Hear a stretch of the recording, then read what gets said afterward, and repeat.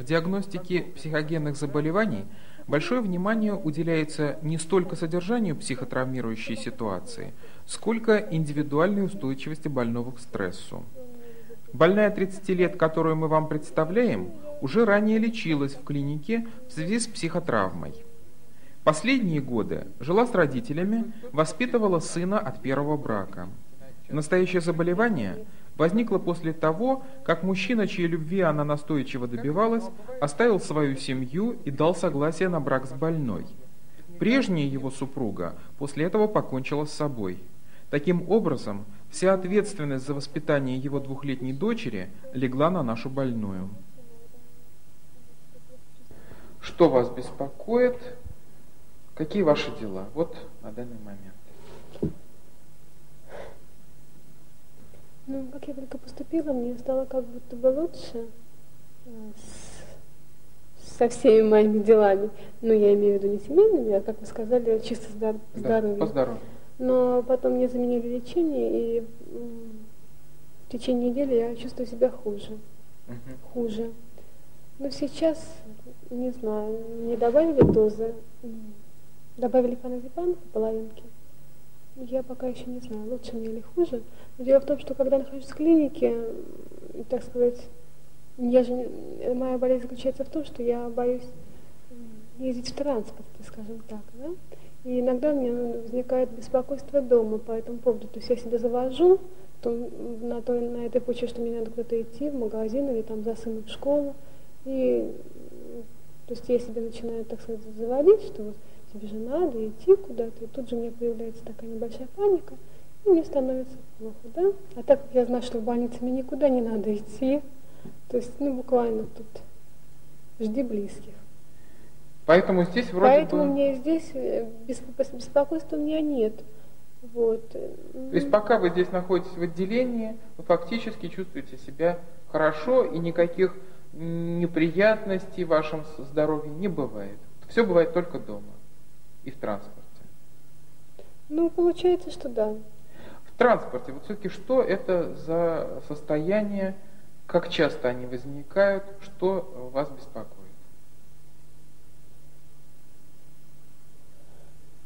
Ну, у меня начинается какая-то фиксация на дыхании. Я вздыхаю, мне не хватает воздуха. Тут же начинается сильное сердцебиение, какой-то испуг. Мне кажется, что я умираю. Почему-то я вот вижу людей, но уже, так сказать, какая-то небольшая пустота. То есть я вижу их, и как будто бы я не вижу их. Вроде зрение нарушается? Нет, вы знаете, как-то я ухожу как будто бы в себя. Это не отключение, а это вот я настолько вот вся в себе, то есть чувствую каждое свое там биение, каждое свое дыхание, что я уже как будто бы и здесь, и не здесь. Других не воспринимаете? Да, я не воспринимаю. Значит, вот вам не хватает воздуха, происходит какое-то такое пустота в голове. Да, пустота как будто. Так. И дальше что? Как долго это продолжается? Это может быть, я могу моментально выйти из этой ситуации. То есть я могу выйти из автобуса, остановить частника, сесть, и все. И он меня везет бегом домой, так сказать. И все, я уже сижу в такси и уже чувствую себя нормально. Значит, это происходит только в общественном транспорте. Если вы куда-то едете на частной машине... Этого нет. Никогда не бывает? Нет, это не возникает. Угу. Скажите, ну а бывает так, что вот такие приступы или какие-то сложности в вашем здоровье возникают вне в связи с транспортом?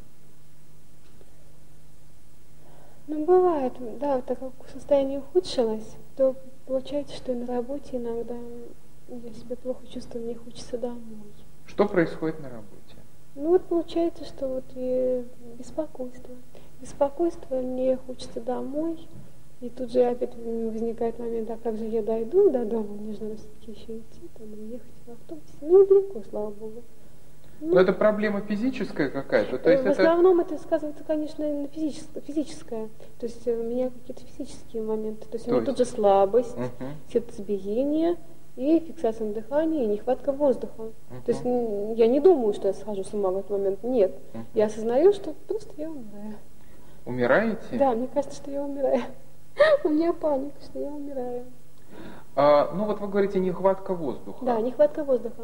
Почему? Вот где, так сказать, та сложность с дыханием, где находится эта та сложность? Ну вот сейчас, вот, допустим, я вздыхаю, у меня вздох получается. А когда я вздыхаю во время вот такого вот состояния плохого, то вздох у меня не получается. У меня он где-то вот здесь, допустим, останавливается. То есть не полный вздох. Понимаете меня? Даже если вы напрягаете мышцы и пытаетесь глубоко вздохнуть, не получается. Не получается. Нет, не получается. Не получается. Бывает, что мне хочется умыться. Как будто бы, ну, вот я слышала мысли, я где-то читала, что все-таки наше тело дышит где-то 80% через кожу. И мне бывает такое состояние, что вот когда начинается нехватка воздуха, мне моментально хочется умыться. И иногда я даже с собой вывожу воду. Это меня как-то немножко успокаивает. Хотя, в общем-то, от этого, конечно, но таблетку выпить, вот, допустим, дома у меня беспокойство или в автобусе, нет. Меня может только, я могу только выйти из этого состояния сама или с помощью так вот, допустим, того же вот таксиста, ну как так сейчас любить, как частника. То есть мне может сказать частник, там, девушка, вы чего там? И включит музыку. И, то есть я могу отвлечься. Меня можно вывести из этого состояния, если меня отвлечь. Таблеткой меня не выведешь. Ну что таблеткой? Заглушить меня никак нельзя. Только чтобы я заснула. Но вы пробовали таблетку принимать? Нет, я не пью в этот момент таблетки. А что, не хотите или да, не можете? Я не хочу и не могу. А почему не можете? Ну, во-первых, у меня еще нарушение с глотанием. То есть я сейчас очень сильно похудела, потому что у меня нет аппетита, и мне тяжело глотать. Бывает даже вот соки тоже, мне тяжело глотнуть. То есть вот есть разница жидкой пищи или твердой? Ну, конечно, жидкое лучше. Сладости, так как все-таки все женщины любят сладости. Соответственно, я сладости, шоколад там люблю и сейчас могу съесть лучше, чем, допустим... Ну, у нас здесь невкусная еда, может быть, в больнице, поэтому вы ее не хотите есть. Ну, нет, я, в общем-то, больничную еду, в общем-то, и не ем, потому что, конечно, то, что тут дают, тут это вообще не пища. Так. Я ем только домашние, ну и только мягкое, что-то такое. Ну, и только немножко. Ну, творог с молоком, с песком, допустим, это мой ужин, там и 2 сырочка шоколадных, это мой ужин, пирожное, что-то такое. Так, это проглотить несложно. Ну, вы знаете, дело в том, что как-то, когда я нахожусь одна вот дома на кухне, я как-то поспокойнее сижу, ем там по полчаса, по 2 часа. И, так сказать, я все это могу в себя воткнуть. А когда тут паника, в палате 8 человек, все бегом, то я, получается, все начинаю и ничего не доедаю там. В конце концов, остаюсь вообще голодной. То есть нет, чувство голода я не испытываю, но получается, что как будто на меня давят люди, они мне мешают. Вы не любите общаться? Я люблю общаться, но между тем как-то... Все-таки здесь вот в больнице вы предпочитаете сидеть в сторонке, читать, вязать? Нет, я не могу не читать. То есть я не знаю, может быть, я могу, но я так сейчас ничего не читаю, я только общаюсь с больными. Ну, допустим, с одной больной, потому что со всеми, ну, в палате с девочками, там у нас 8 человек, и особенно с одной девочкой я общаюсь. Не со всеми. Хотя, в общем-то, я не конфликтую, нет, совсем. Скажите, никогда не пробовали тревогу снять, немножечко выпив чего-нибудь спиртного? Ну, муж мой считает, что надо так и делать, что надо пить мне коньяк. И даже летом он мне наливал и не уходил, так сказать, к постели, мне подносил ложку когоры и, так сказать, не давал мне встать, пока эту ложку не выпью. Так. Ну, я так я не пью, я его убеждала, что это все, так сказать, ни к чему, излишне. Но все равно он внушает мне, что тебе ничего не нужно, тебе не нужны таблетки, тебе нужно пить коньяк, потому что все-таки сосуды у тебя, там у меня сосуды, значит, всегда холодная. Холодная, бледная. Конечности я имею в виду. Холодные руки всегда. Да, и ноги. Ну, считают, что это все сосудистые. А потом у меня еще не совсем, так сказать, хорошо работает кишечник. Он считает, что все мои болезни от кишечника. Он читал тут новую книжку, там написано, что, значит, очень многие заболевания, в том числе такие, как у меня, идут от кишечника. Но кишечник это что? Это стул, это склонность к запорам. Да. Но все-таки вы так мало едите, это неудивительно, наверное. Может быть, вы едите мало овощей? Ну, дело в том, что я их, получается, вообще не ем. Не любите? Нет, я, в общем-то, не люблю. Ну, для работы кишечника в первую очередь, конечно, любые овощи, да. фрукты, овощи, это самое главное. Пока меня не вылечили, я, так сказать, не думаю, что не смогу съесть. Все-таки надо, чтобы мне сняли, как будто бы это не спазм, но что-то вот такое мешающее мне съесть.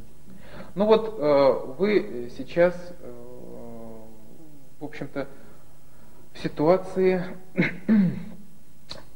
мамы, у которой, в общем-то, на плечах и муж, и дети есть, да?